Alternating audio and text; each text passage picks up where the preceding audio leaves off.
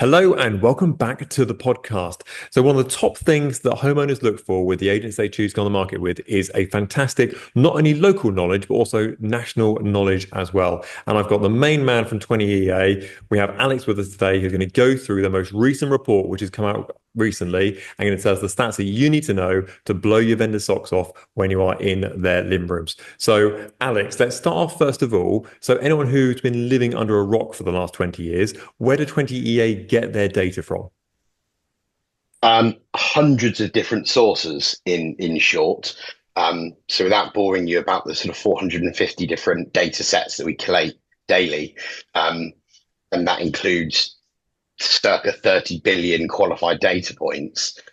We get it from basically everywhere online. So if it's online, we're tracking it in some way, shape, or form. Again, I won't be able to divulge where we get it, but we pull it from pretty much every source you can imagine in some capacity, collate all that, break it down, analyze it, and then break it up into bite-sized pieces that are relevant for the property sector. So be it estate agents, suppliers, property groups, financiers, etc.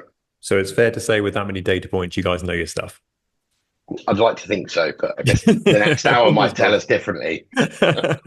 So let's jump straight into it with regard to new listings. So this has hit a 7-year high in Q1.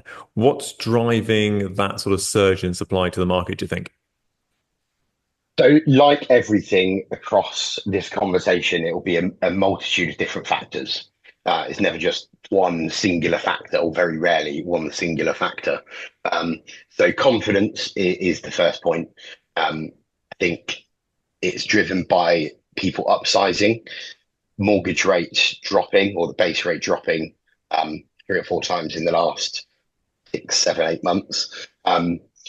We're also seeing that the I don't want to say the I mean essentially the stamp duty threshold changes have been a big driving factor for what's driven the market in Q1. In short, we'll go into detail, no doubt, over the next half an hour, 45 minutes as to what that looks like in a little bit more detail. Then I don't want to just give you broad brushstrokes as to why that is.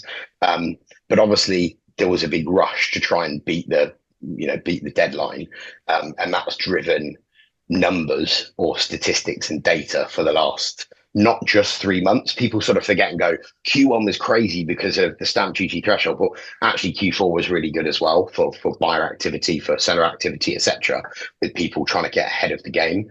So yeah, that's a major factor. And one of the other factors which I think has been somewhat overlooked, and we do touch on it in the PHMR, but is the introduction of a lot of former rental stock, which is now on the sales market. And actually in Q4, we had, I think it was 12.2% of the stock which was instructed in Q4 2024 was formerly rental stock over the last, or in some capacity over the last 3 years, which has then, and again, we'll probably go into more detail, but subsequently gone on to sell, and not just to landlords, like a lot of people expect it just to sort of swap hands between landlords. But primarily that's sort of driven the supply within Q1. Okay. They're the sort of main contributing factors. So effectively, you've kind of got landlords doing a bit of a runner because they're terrified about regulations coming in, all those changes kind of as one sort of part of the storm. Effectively, the other part of it is sort of the stamp duty threshold kind of changing, and often, panic's probably the wrong word, but everyone kind of going in, kind of taking full advantage of that while they can, and kind of those two things combining, kind of pushing that part of the marketplace up. Yeah, absolutely. And obviously, look, interest rates are always one of the biggest factors, right? That drive buyer sentiment. And what we've seen in the last sort of 6, 9 months is buyers are relatively confident that now interest rates seem to be on their way down. And as we saw, I think only yesterday, a number of lenders are now dropping their rates below 4%. So which we sort of all knew would happen, and we're expecting a base rate change, probably 0.25%, maybe tomorrow. So with that in mind, buyers are relatively confident that over the next sort of 6 to 9 months, at some point in that sort of date range, is a relatively good time to be out there looking. and subsequently that sort of drives sellers, and it's self-fulfilling prophecy, as it were. But you've segued me brilliantly there, so thank you so much. So, so not only the listings up, but also the sale agreed side of things is up as well. So in the report you mentioned kind of 9.3% year on year. Is Mhm. is that a bounce or is it the start of sort of a longer term sort of movement, do you think? So I appreciate there's obviously kind of the stamp duty rush side of things, which makes sense. People trying to pile in and get, save their money and not pay tax, which sounds like a good idea. But also, do you think that's a long term thing, or do you reckon it's kind of just a quick rush effectively? A combination of the two things again, and you're going to hear that sort of term quite a few times during this conversation. But so yes, I do think it's a bounce, but I would call it a slow and steady bounce. The numbers were bumped up by the stamp duty changes, for sure. Having said that, if we're looking at funny enough, I was doing it this morning, looking at some of the instruction numbers over the course of 2023, 2024, and now the market's getting busier. And it's not a bumper. You're due to necessarily be a bumper year, and it wasn't a bumper year last year. But we had 2021, 2022, 2023 relatively stagnant instruction numbers across the board. There was a small increase and decrease in different pockets, etc. But in 2024, we saw quite a big jump. It was around 16 to 19%, depending on which numbers you sort of running it on, but within that sort of region of an increase in instruction numbers. So naturally, we're going to see more sales agreed coming into 2025. So it's just a symptom of what we've already seen over the last 12 months of positive instruction numbers. And there's also, keeping the good news train going here, there was a big boost in the number of exchanges. Now, how much of Mhm. that was a sort of stamp duty, let's pile it in March to kind of get it through for the stamp duty changes? And how much is that is sort of a long-term thing? Is it kind of weighted towards, the sort of the deadline side of things, or how are you seeing the figures on that side? Very linked to the question you asked previously, in terms of the two main factors. So number one, you've got the stamp duty effect, as it were, which have given those exchange numbers a big shot in the arm, and that is the main reason, truth be told. But similarly, going back to the previous point that I mentioned in terms of the market is just getting busier. So Mm. quarter by quarter, we're probably not in Q2. We're not going to see the figures of Q1 simply because of the stamp duty effect. But what we are going to see is Q2 numbers this year are likely to be significantly higher than they were in Q2 2024 because they didn't have the bumper year of instructions the year before that. So everything takes time. I mean, we all know that every property transaction takes months and months and months now. So you can track instruction numbers in H2 2024, and then you're going to see those trickling through into exchange numbers in H1 2025. If that makes sense. Mm. That makes absolutely perfect sense. And so let me just burst the good news bubble if that's okay. So Here also it saw the comes. report that fall throughs were up by 24%. Seems like everything's 24%. So what's behind this increase in fall throughs? Again, is this people not hitting the stamp duty threshold, deadline, and then going, bugger it, we'll leave it then. If we can't make that deadline, then we'll just kind of jack it in? Or is it across the entire report that kind of fall throughs are at a high level? Uh, Primarily stamp duty led.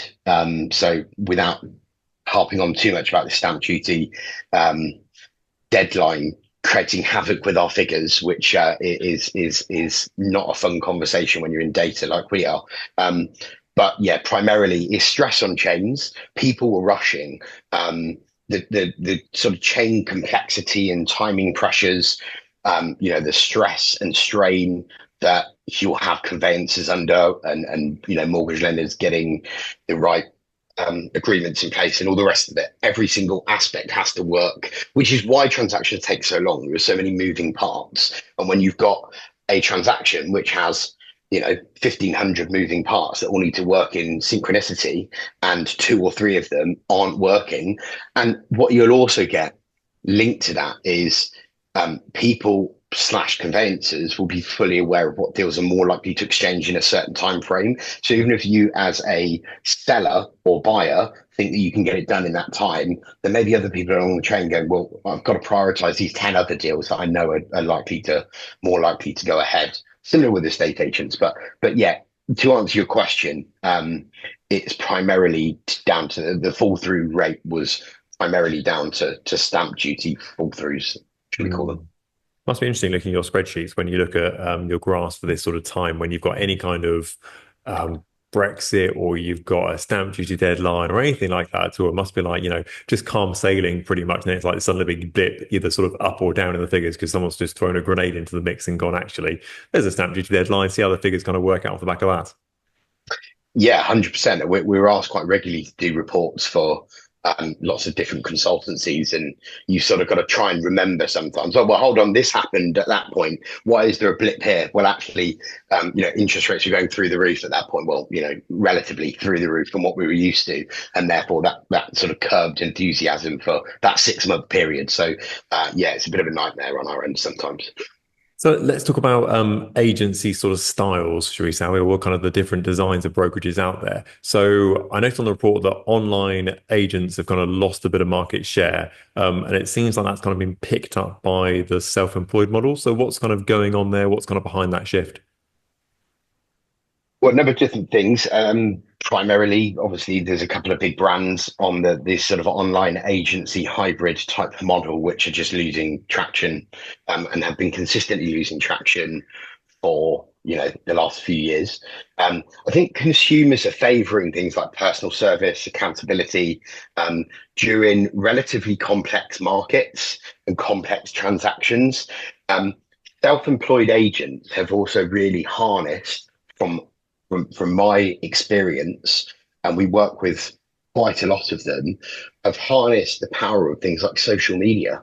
Um, Being that, and I know it's something that you advocate for as well, really understanding your own local marketplace, being that local expert before you try and go, let me go and be the agent for the whole of Berkshire, which is a bloody great area, or let me be the expert of my little town or my little village and a couple of the surrounding villages. And they're harnessing that.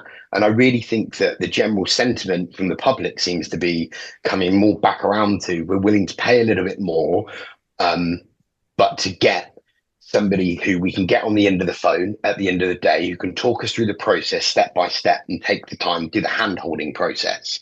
Um, Probably that was sort of more similar back before I was in property, 20, 30, 40 years ago.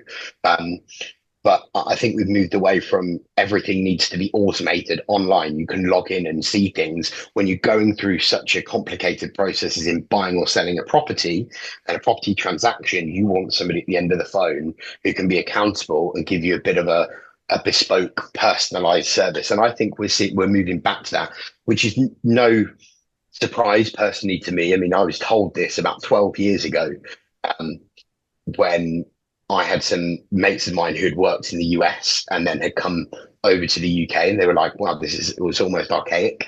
Um, it's all run by big brands, whereas over in the US, you've got the model of it's very much the self-employed agent type model. Your face is on the, all the posts, etc. So we're seeing that, and obviously with the emergence of we've seen a lot of self-employed models over the last 5, 6, 7 years that have come, haven't really worked. They haven't nailed the compensation packages for estate agents and how you grow your business and all of the support aspects that estate agents were sort of really hankering for. And truth be told, without picking out one, because there are lots of them, but just one of them because they're market leaders at the moment, are sort of shine a spotlight on them. But EXP seem to have done a really good job with that, and hence why they're growing. And very shortly, I sort of imagine are going to be industry leaders in terms of the volume of new instructions. They will be, I imagine, by about midpoint, maybe midpoint through the next couple of months at some point. But yeah, I mean that, and obviously you've got bigger organisations who have cut back on spending on marketing, and when you cut back on marketing, what tends to follow that is you get feast and famine, and unfortunately, without that marketing spend, you get less visibility, and I don't think those big companies have really harnessed the power of social media. And that's what we're seeing is that you nail social media and you tend to, the results will follow. It's as if people prefer buying from people as opposed to big, faceless, nameless companies. Who would have seen that one coming in a million years? Yeah, exactly that. I hate that people buy people, but because you're actually buying a property. But yes, that sort of analogy works in this particular case. Yeah. So one thing that did surprise me in the report is that 25% of all movers are pensioners. So I always thought that pensioners stayed in properties forever until one day when they exited the property, should we say, not by choice. So what's going on there? Why are all these pensioners suddenly moving? So it's a really good question. I had a feeling this would come up, and there are quite a few interesting factors because it's one of the things which really interested me because I get to see a lot of this data well before it goes out, and I track the trends, but I don't track how old people are when they're selling their house. So when I saw it, I was like, oh, okay, interesting. So one of the major aspects is people obviously downsizing, relocating, whatever the case may be, and there is always a good proportion of people who are doing that. Um, but there are a couple of sort of extenuating circumstances which come into their circumstances, and we've got number one, since Labour came in, there have been dramatic cutbacks when it comes to eligibility for uh, long-term care, we call it. So what we've found is that um, Labour's come in, local councils don't have the budgets or the funding to fund long-term care for people in that sort of, the lower social demographic, but also the sort of mid-social demographic. So people are essentially being advised, and I know this because my partner works in social healthcare, that their advice in some cases is it's going to cost X, Y, Z for your long-term care. And most people are going, well, I've got, and this ties into the next point, they've got a lot of equity sat in their homes, right? Baby boomers have, quite a lot of equity sat there thanks to house inflation prices over the last 30, 40 years. And they're going, well, we can sell the property, take out the equity, and we've got options. And I think that comes in nicely to another point that over the last few years, we've really seen a lot more options become available for people, for pensioners, as it were. Um, and what that's doing, so we're talking about retirement villages, equity release schemes, whatever the case may be. We're seeing a lot of opportunity for people who are in that retirement phase, who are looking at what the next phase of their life might look like. It was very, for decades, it was very similar to exactly how you described it. They just stay in their home until they're old and grey, and that's it. That's not the case. It's almost, is 60 the new 40? Who knows? But I know that I never thought my parents, who are in their mid 60s, would be, when you hit mid 60s, you're like, oh, you need to be settling down now. My parents are currently moving house. My dad runs like 10 kilometers every single day. And I'm like, you should be settling down. He's now looking at like buying another property and redoing it himself. And it's like, oh, okay, fine. So I just think that there are a number of different factors which come into play here. But equity in the property is a primary one, and options is another one. Also, obviously, you've got the added aspect of now the housing market is coming back to us, so to speak. What we're also seeing is that young people, 20s, early 30s, are struggling to save for a deposit. And therefore, we've got that whole family aspect who are helping younger people. We haven't necessarily had that in the last few years because baby boomers haven't necessarily been confident in, or a larger proportion of them haven't been confident in it's the right time to buy. Whereas the general sentiment, hence why there's a load of confidence in the market, is now is not a bad time to be buying. And therefore, we've seen a bit of a boost in pensioners looking to sell their property, release the equity, and pass it down to family members to help them get on the property ladder as well. So Makes yeah, sense. again, a multitude of factors. Makes absolutely perfect sense. I'm still trying to get over that comment you said that 60 is the new 40. As a man who's 39 years old, this fills me with some sort of panic. So thank you for that. So we also talked about in the report the sort of preference for detached family homes and properties over the £350,000 bracket. So is that sort of the busiest part of the market? Is that the growing part of the market? What's sort of the focus for agents there? So yes, it is. It is the busiest part of the market without a shadow of a doubt. And naturally, just looking at average property prices, that's why 350 to £1 million at the moment is so busy. The property prices, just, although they've been relatively stagnant for the last few years, in certain areas are going up. Obviously, as we know, across the board. So that's a contributing factor. Secondly, we've got that portion of those landlords we talked about earlier who are selling up and putting their properties on the market. Those rental properties statistically tend to fall within that 350 to £1 million bracket. So you've also got that tranche of properties coming back on the market as well. And then again, we've got as we've just mentioned, we've got the baby boomers selling their properties who are coming onto the market. And a lot of those also fall within the 350 to £1 million bracket. So yes, there is a growing preference for detached homes, absolutely, but preference is also led by availability. Mm. So the preference for detached homes, because there's more options of detached homes coming onto the market, well, that's because there are more detached homes being sold. So, I mean, yeah, again, you can look at other extenuating circumstances which sort of contribute to this, but I would say that they're the sort of main aspects. You know, the baby boomers selling their family homes, which are coming onto the market and downsizing or moving into a retirement village. Now you've got a whole new tranche of properties that are all these detached homes that sat there for the last 2 decades in, you know, Mr. Smith's family, which is now they're now coming available. So yeah, I think I mean, you could also look at the hangover COVID effect, you know, the work from home phenomenon. All of these bits and pieces sort of add to it. I know there's lots of talk in the news about people going back to work and working from offices. Well, yeah, it's still that's still it's a certain area of the market. Don't get me wrong. Funny enough, you and I are both pretty experienced with the work from home model. So we we are still seeing that people want their space. And now there's more availability of properties coming onto the market. You're naturally going to see more people buying those properties, and therefore there's your stat. There's more detached homes and more preference for them.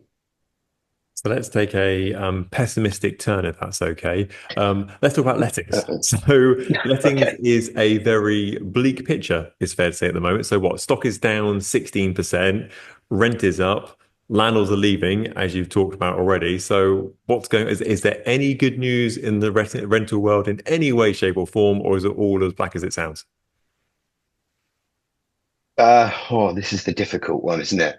Um, how to try and spin a bad piece of news into good. Is there a silver lining? No, no, truthfully, there's not. Not in the PRS sector anyway. Um, Not right now.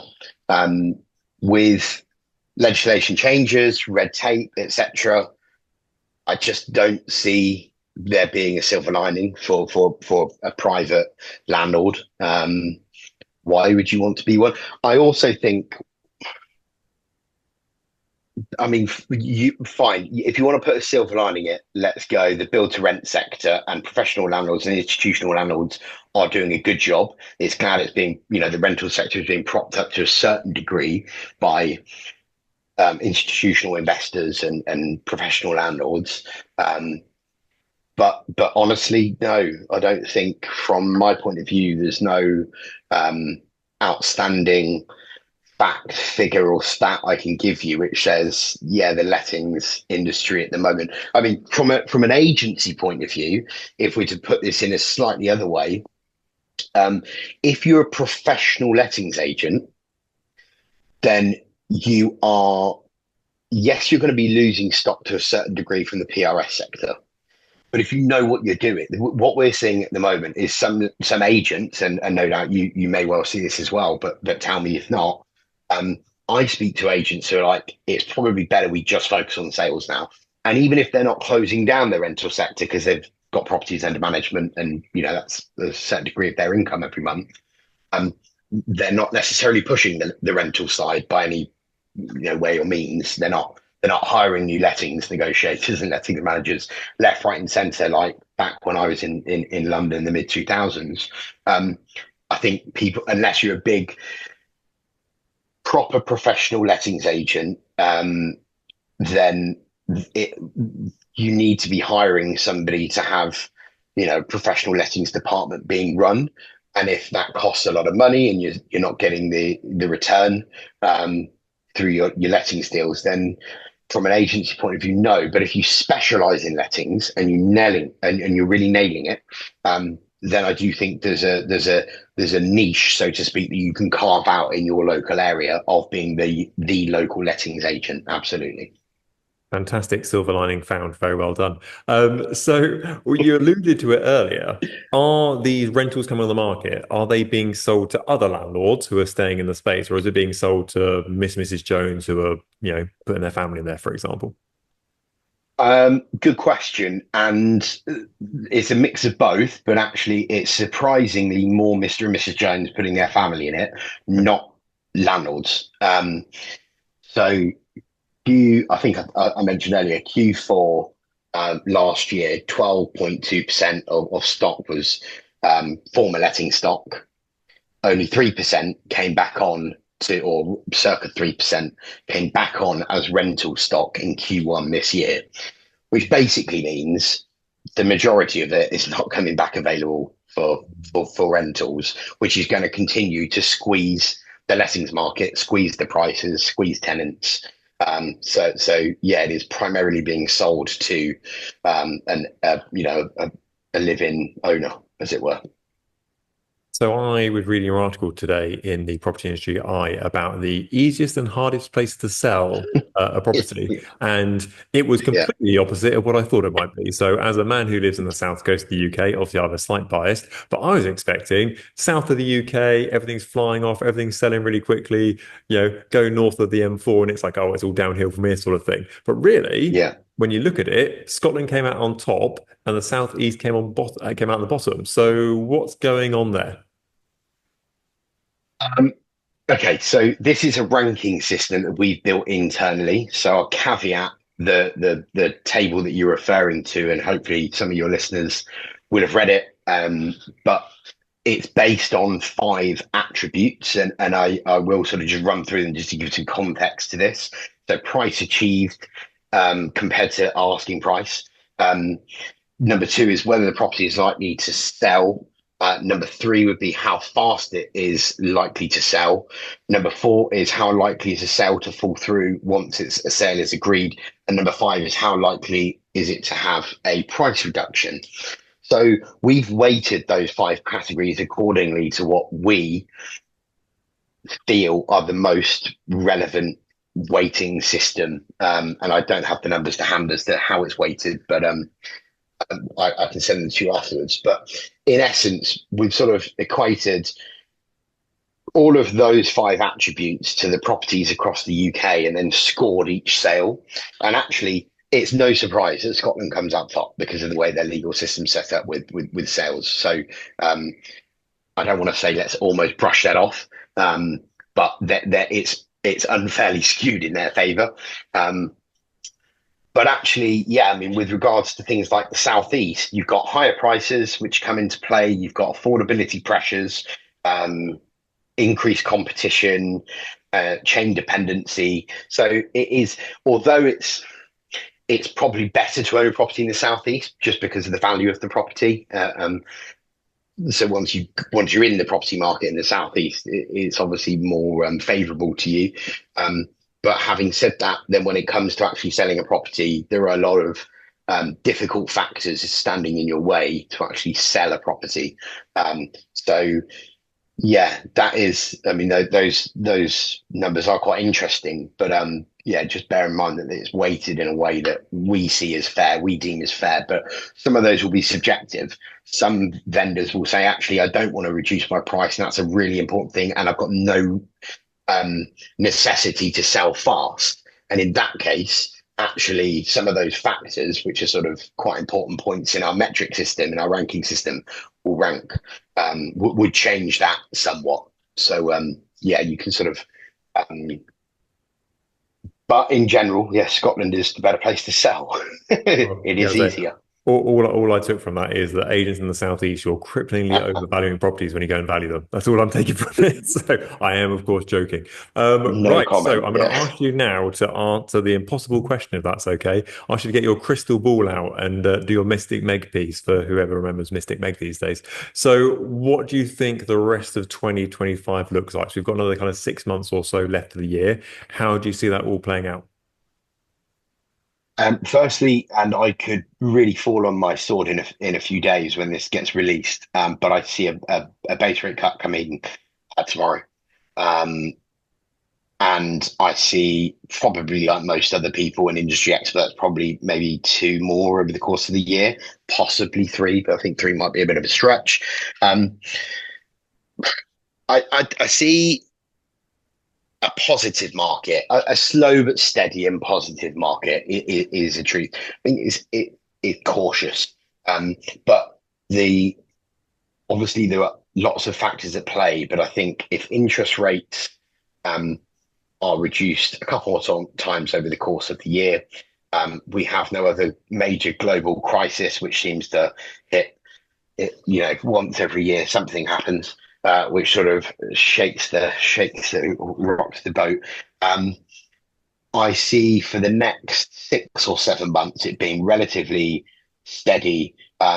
Instruction numbers will continue to grow, will continue to get closer towards pre-pandemic levels. So by no means, despite the numbers are higher now than they have been in the last 4 or 5 years, we're still trying to catch up to where we were in most cases, in sort of most data points. So I see it's just getting closer to that.